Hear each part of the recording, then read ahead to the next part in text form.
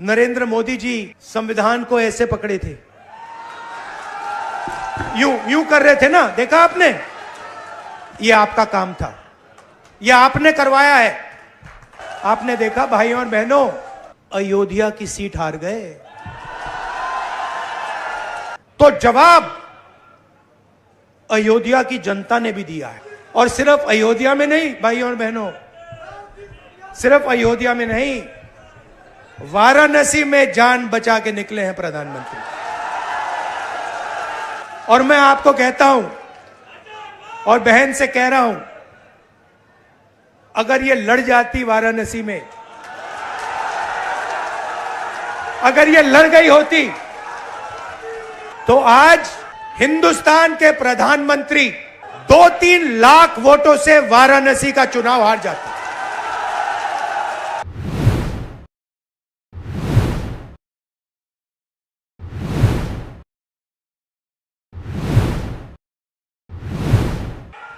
राहुल गांधी, राहुल गांधी जिंदाबाद, राहुल गांधी जिंदाबाद।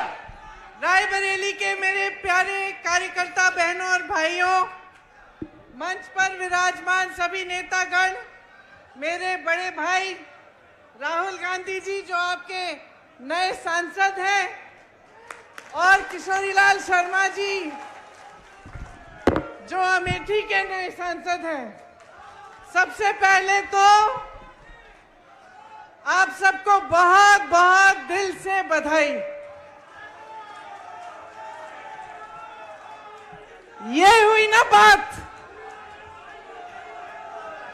आपने कठिन से कठिन परिस्थितियों में लड़ाई लड़ी। पहली बार चुनाव संचालन में किशोरीलाल शर्मा जी नहीं थे, अपना चुनाव लड़ रहे थे अमेठी में, लेकिन इनका कमान निर्मल शुक्ला जी ने, विजय शंकर अग्निहोत्री जी ने, पंकज जी ने संभाला, और हमें उनकी कमी महसूस नहीं की पड़ी, क्योंकि आप सब ने पूरी मेहनत से दिन रात काम किया। आप सबको बहुत बहुत धन्यवाद। दोनों जिला के अध्यक्ष, अमेठी के जिला अध्यक्ष, रायबरेली के जिला अध्यक्ष पंकज जी, प्रदीप जी को बहुत बहुत धन्यवाद कि आपने भी पूरी जी जान लगाकर आपने काम किया। मंच पर विराजमान मैं बहुत पूर्व विधायकों को देख रही हूँ, अशोक सिंह जी हैं, पंजाबी सिंह जी हैं, आप सब यहाँ पे बैठे हुए हैं। सबका नाम नहीं ले रही हूँ, लेकिन सबके लिए मैं बहुत बहुत शुक्रिया अदा करती हूँ। आप सबकी तरफ से, मेरी तरफ से इस चुनाव में सबने पूरी भागीदारी दिखाई और सब दौड़े, सबने काम किया। यूपीसीसी से हमारे साथी यहाँ आए, अजय राय जी, अविनाश पांडे जी मंच पे बैठे हैं, मोना जी बैठी हैं, लेकिन 70, 80 या शायद 100 ऐसे हमारे साथी जिन्होंने हमारे साथ 2022 में बहुत काम किया, वो भी यहाँ आए, आपके साथ न्याय पंचायतों में रहे, उन्होंने काम किया, उनको भी बहुत बहुत धन्यवाद। आखिर में, लेकिन कम नहीं, मेरे समाजवादी पार्टी के सभी साथी जो मंच पर विराजमान हैं, और सभी कार्यकर्तागण जिन्होंने एकजुटता दिखाकर आपके साथ कंधे से कंधा मिलाकर ये चुनाव लड़ा। तो हमने यहाँ एक सेना बनाई, और इस सेना के तहत आपकी मजबूती से दोनों रायबरेली और अमेठी हम जीते। ये एक ऐतिहासिक जीत रही। यहाँ से मुझे गर्व होता है इस बात को कहने में कि यहाँ से, अवध से, पूरी यूपी में और पूरे देश भर में ये संदेश आप लोगों ने भेजा कि हमें एक समर्पित, एक सच्ची, एक साफ राजनीति चाहिए अपने देश में। पूरा देश आपकी तरफ देख रहा है। मैं अपने एआईसीसी के सचिवों को भूल गई, सबसे ज्यादा काम मैं इन्हीं से कराती हूँ। एआईसीसी के सचिवों को और संदीप को भी धन्यवाद, क्योंकि आप सब ने भी दिन रात मेहनत की। देखिए, मैं ज्यादा समय नहीं लेना चाहती, सिर्फ आपको एक बहुत बड़ा धन्यवाद देना चाहती हूं, क्योंकि जब मैं यहां आई थी इस बार चुनाव लड़ने के लिए, मैंने कहा था कि लगभग 300 घंटे हैं, 2-2, 3-3 घंटे निकाल लीजिए सोने के लिए, बाकी सब काम करेंगे। और आपने ये करके दिखाया है। दिन रात हमने काम किया इस नतीजे के लिए। सबसे बड़ा धन्यवाद रायबरेली की जनता को, मेरे परिवार के सदस्यों को, जिन्होंने मेरे बड़े भाई को वोट देकर इतनी भारी बहुमत से जिताया। हम सब आपके आभारी हैं। और जितनी श्रद्धा, जितनी निष्ठा आपने हमें दिखाई है, उससे दुगनी श्रद्धा, उससे दुगनी निष्ठा के साथ हम सब आपके लिए काम करेंगे अगले 5 सालों के लिए और हमेशा के लिए। आप सबको बहुत बहुत धन्यवाद। जय हिंद।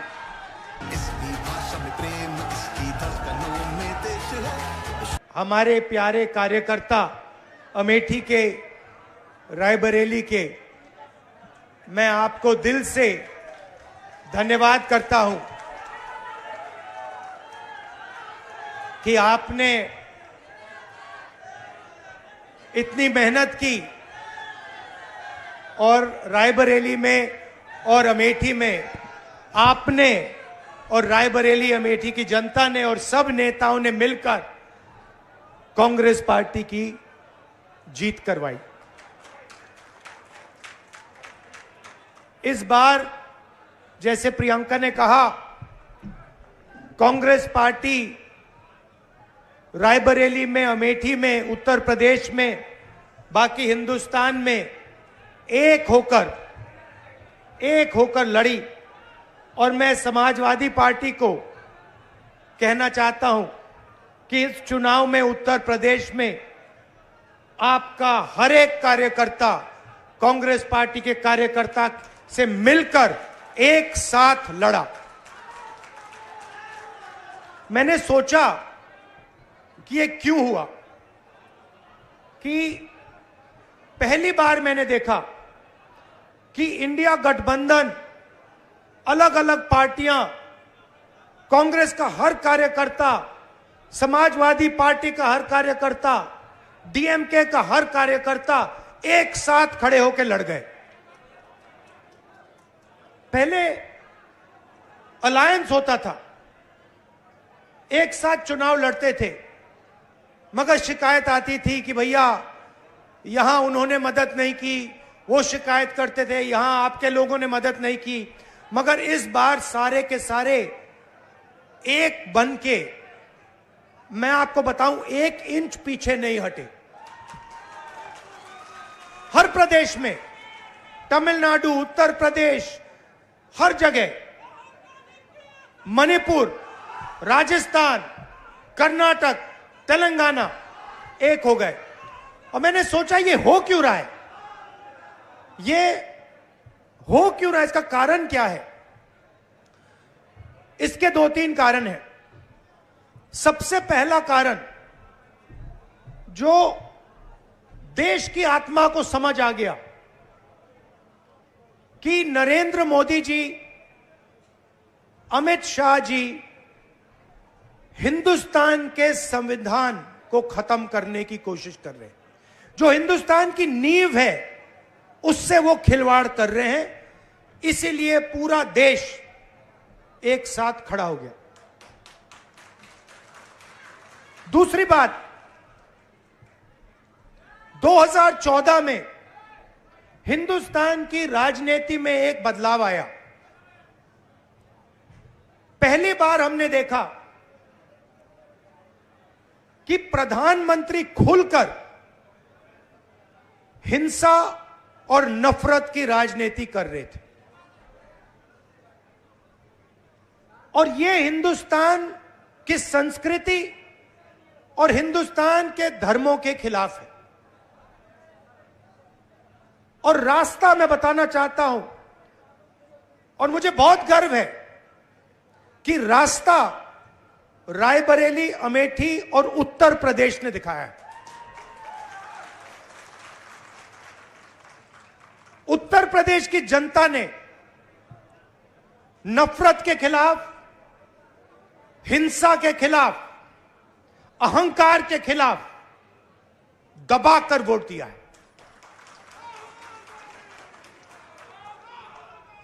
दो 2014 में राजनीति एक और तरह बदली। पहली बार हमने देखा कि राजनीति 20-25 लोगों के लिए की जा रही है। जनता के बीच में नफरत फैलाते हैं और फिर पूरा का पूरा फायदा 2-3 अरबपतियों को पकड़ा देते हैं।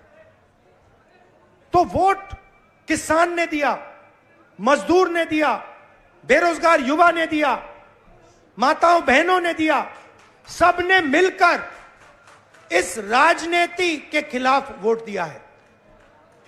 अब हमारे ऊपर एक बहुत बड़ी जिम्मेदारी पड़ती है। सबसे पहले कांग्रेस पार्टी के नेता, कार्यकर्ता, एमएलए, एमपी जो भी हैं, अहंकार के शिकार नहीं होंगे।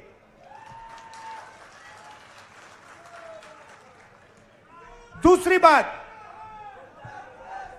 आप सोचिए, हमारा पारिवारिक रिश्ता है। राजनीति में सबसे पुराना रिश्ता आपके और हमारे बीच में है। यह रिश्ता 100 साल पहले रायबरेली और अमेठी के खेतों में शुरू हुआ था। जब अंग्रेजों के खिलाफ यहां किसान आंदोलन हुआ, जवाहरलाल नेहरू जी आए, रायबरेली, अमेठी, उत्तर प्रदेश के किसान लड़े थे। और उस समय भी बदलाव रायबरेली के किसानों ने किया था, अमेठी के किसानों ने किया था, अमेठी रायबरेली के युवाओं ने किया था। और इस बार भी आपने फिर से वही काम किया है। किशोरी शर्मा जी को अमेठी में, मुझे यहां रायबरेली में, उत्तर प्रदेश में इंडिया गठबंधन और कांग्रेस पार्टी के सांसदों को आप लोगों ने जिताया है। माहौल आपने बनाया है, पूरे देश में माहौल आपने बनाया है। आप अपनी शक्ति समझो, पूरे देश की राजनीति आपने बदल दी है। आपने देखा होगा, पहले नरेंद्र मोदी जी कह रहे थे मैं नहीं हूं, भगवान मुझे ऑर्डर देते हैं, मैं काम नहीं करता, भगवान मुझे ऑर्डर देते हैं, मैं करता हूं। पता नहीं कैसे भगवान है उनके, 24 घंटा अदानी जी और अंबानी जी की मदद करवाते हैं। मगर आपने फोटो देखी होगी कि नरेंद्र मोदी जी संविधान को ऐसे पकड़े थे, यूं कर रहे थे ना, देखा आपने? यह आपका काम था, यह आपने करवाया है। देश के प्रधानमंत्री को आपने मैसेज भेजा है कि संविधान को आपने छुआ तो देखो हम आपके साथ क्या करते हैं।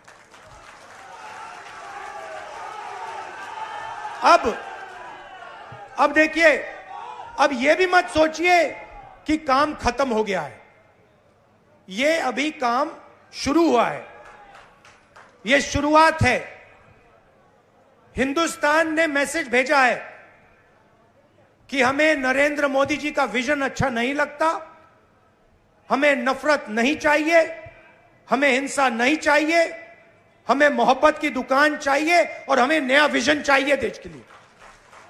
और अगर देश को नया विजन देना है तो भाइयों और बहनों, उत्तर प्रदेश से ही देना होगा। और उत्तर प्रदेश ने मैसेज दिया है कि इंडिया गठबंधन, समाजवादी पार्टी और कांग्रेस पार्टी को हम चाहते हैं, देश में चाहते हैं और उत्तर प्रदेश में भी हम चाहते हैं। तो काम क्या है मैं आपको बताता हूं। सबसे पहला काम, जहां भी ये नफरत फैलाते हैं, नफरत के बाजार में हमें मोहब्बत की दुकान खोलनी है।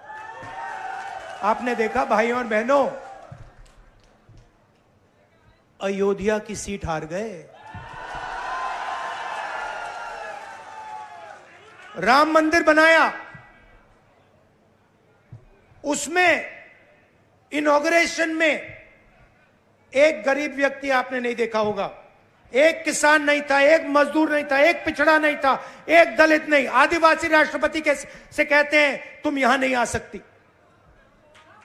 और आपने वहां पे देखा अदानी जी खड़े थे, अंबानी जी खड़े थे, देश के अरबपति खड़े थे, पूरा बॉलीवुड खड़ा था, क्रिकेट की टीमें खड़ी थी, मगर एक गरीब व्यक्ति नहीं खड़ा। तो जवाब अयोध्या की जनता ने भी दिया है।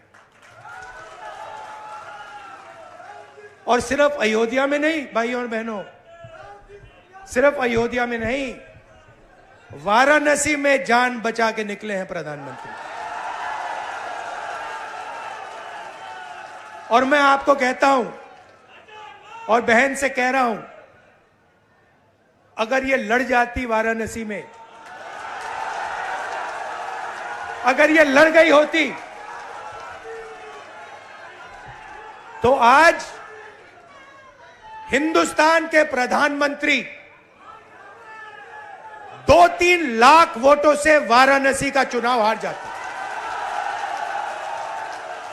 मैं ये बात अहंकार से नहीं कह रहा हूं, मैं ये इसलिए कह रहा हूं क्योंकि हिंदुस्तान के प्रधानमंत्री को हिंदुस्तान की जनता ने मैसेज दिया है, ये आपकी जो राजनीति है हमें अच्छी नहीं लगी, हम इसके खिलाफ हैं, हम नफरत के खिलाफ हैं, हम हिंसा के खिलाफ हैं, हम मोहब्बत का देश चाहते हैं, हम प्रगति चाहते हैं, हम बेरोजगारी के खिलाफ हैं। आपने 10 साल इस देश में बेरोजगारी फैलाई, नफरत फैलाई, हिंसा फैलाई, और हिंदुस्तान की जनता ने हिंदुस्तान के प्रधानमंत्री को जवाब दिया है।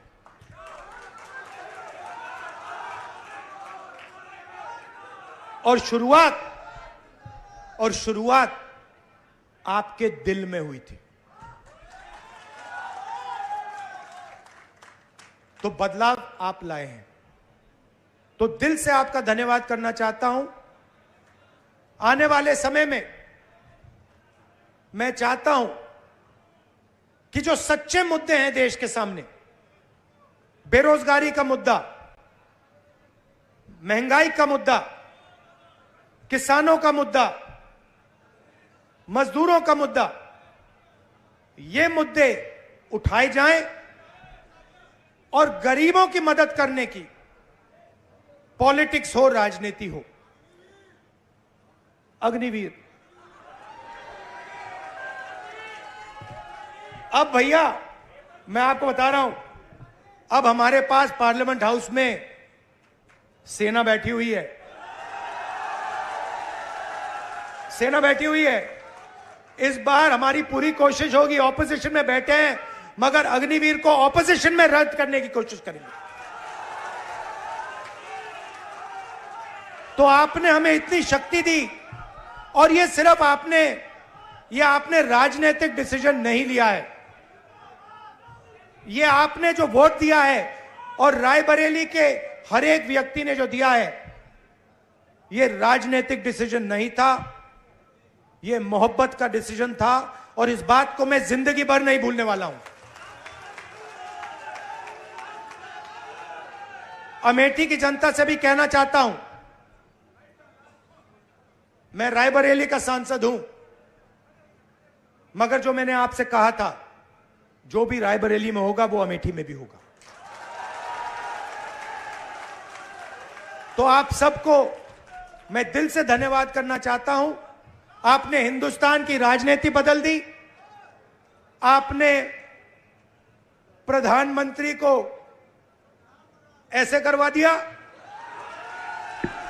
और आपने पूरे देश को मैसेज दिया कि हम नफरत के खिलाफ हैं, मोहब्बत की दुकान खोलेंगे और देश की राजनीति बदलेंगे।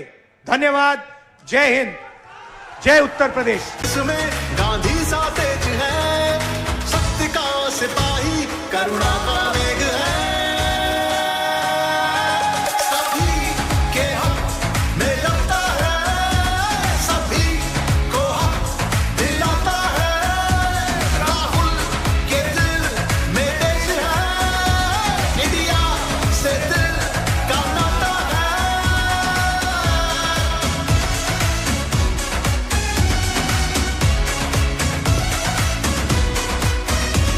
लीडर है, शूरवीर है, साहसी है, धीर है, न्याय लक्ष्य इसका है, जिंदा ज़मीर है।